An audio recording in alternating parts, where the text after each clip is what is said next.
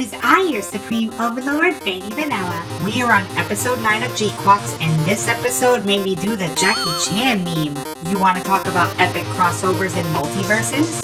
Marvel couldn't even come up with something this convoluted. Don't worry, we'll get into it. In this episode, we see how Machu escaped the Sodom. Lala drops an absolute bombshell, not just on Machu, but on all of us. And we finally see just what is the Roads of Charon. I'm telling you, comrades, this one threw me for a loop. And frankly, I don't know what to think about it. So let's get that spoiler out of the way and jump right into it. So we pick up where we left off in the previous episode with the GQuuuuuuX re-entering Earth's atmosphere. Again, with no seatbelt, this seems incredibly dangerous, but don't worry. The GQuuuuuuX is here to give Machu a hug.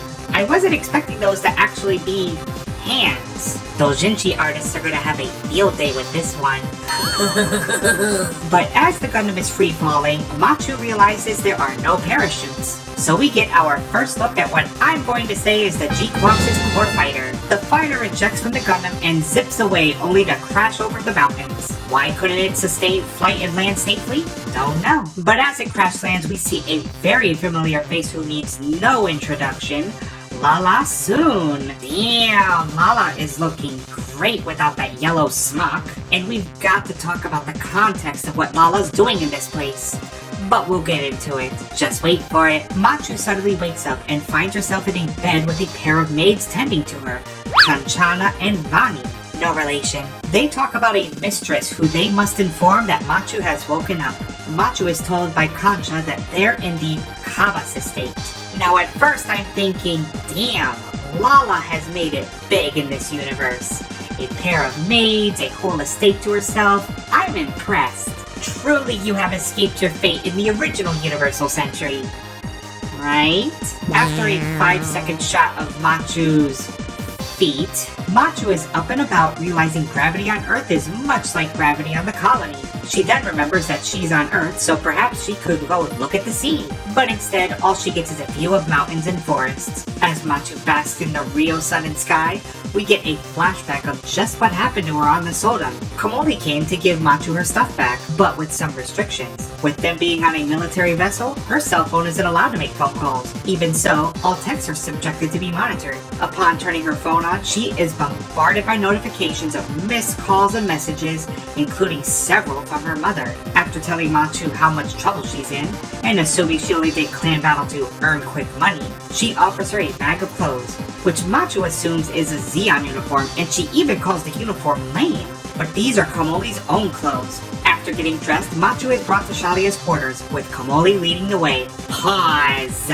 Listen here, you two-tone-haired bitch. Zeon uniforms are badass! Machu lost some points for me here. You're on thin ice, missy. Back to the present, the two maids tell Machu about the mistress and how her dreams predict the future, so they were well prepared for Machu's arrival ahead of time. The one who chases the rose will fall to us. That was the premonition. Machu wanted to thank this mistress, but now wasn't a good time. According to Vani, again, no relation, this wouldn't be a good time because a lover will be here soon.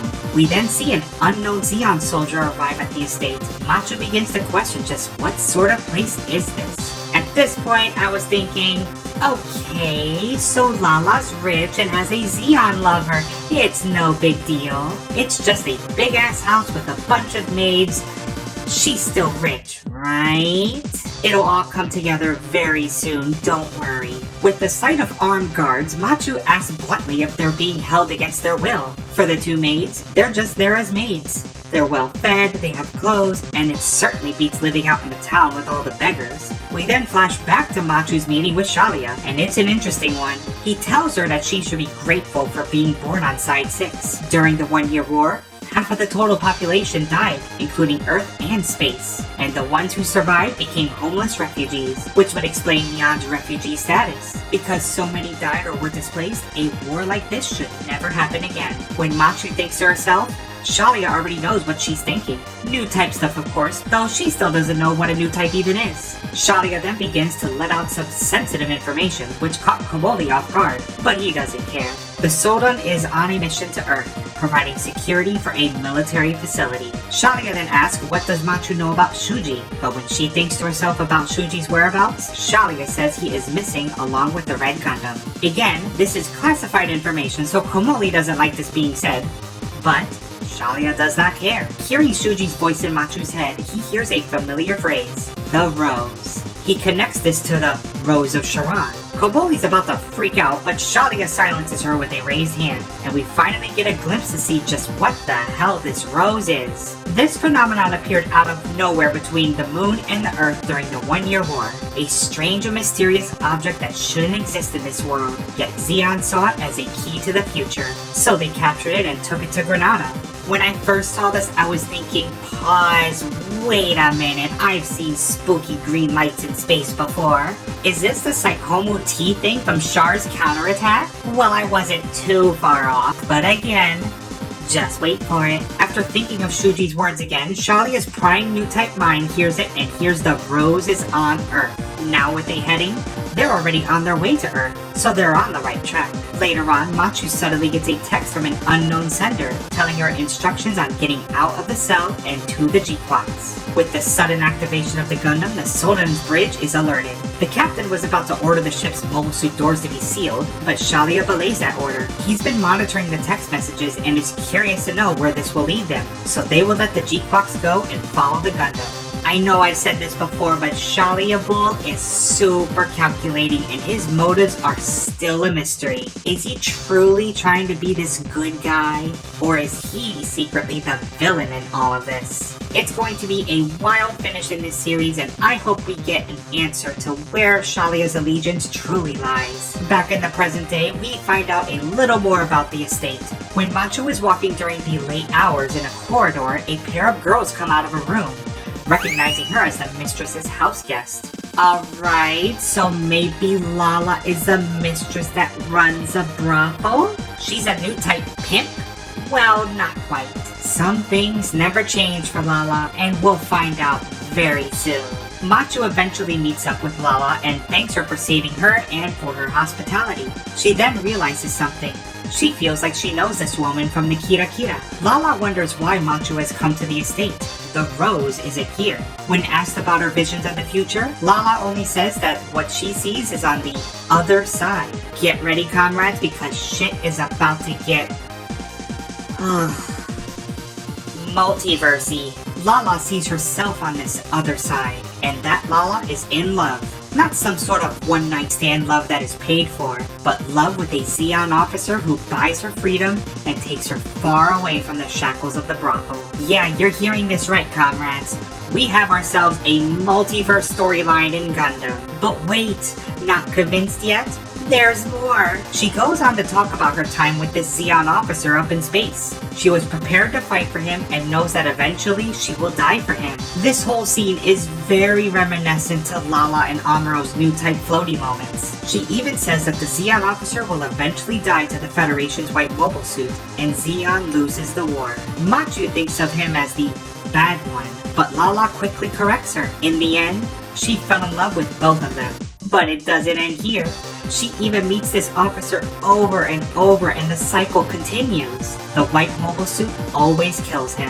Their new type moment is suddenly interrupted by members of the estate. One of the men says that Lala's lover for the night is here.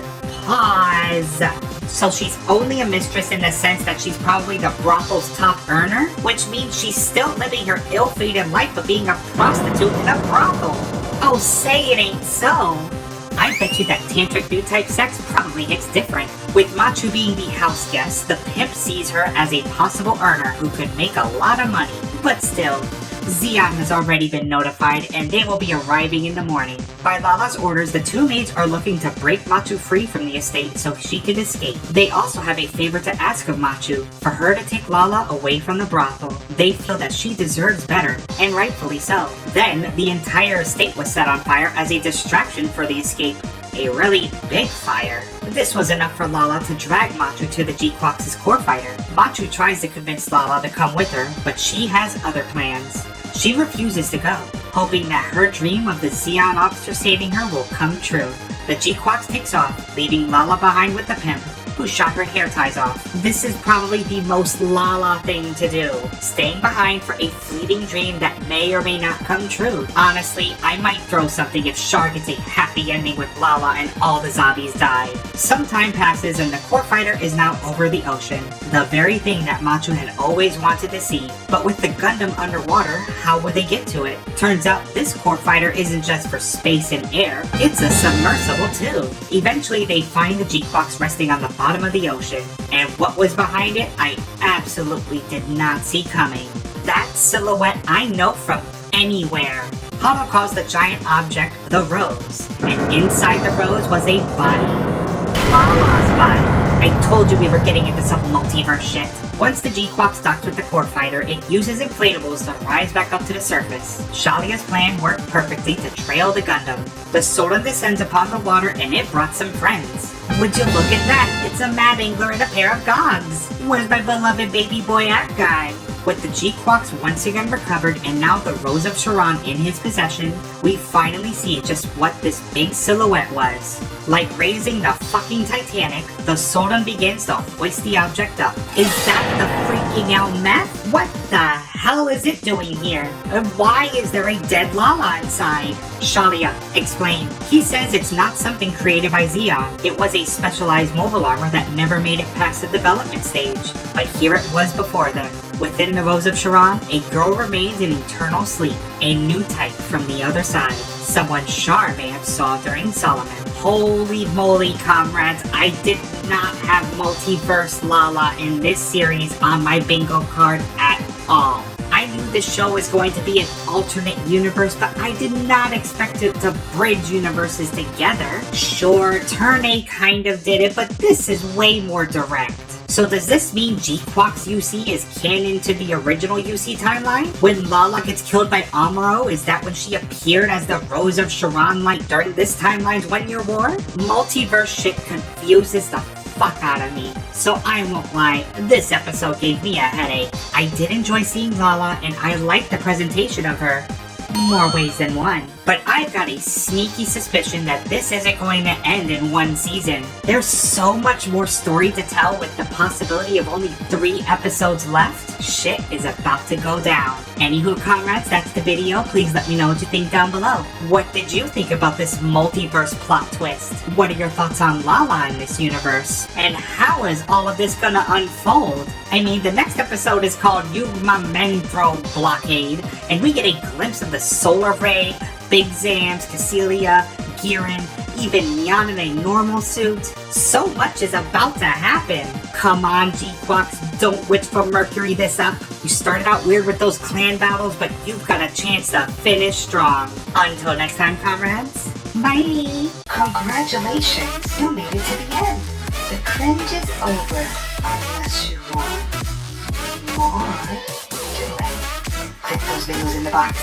Do it. Do it!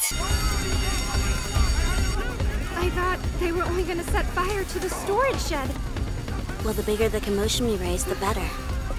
It'll be fine. Burn it all to the ground. Down to the ground!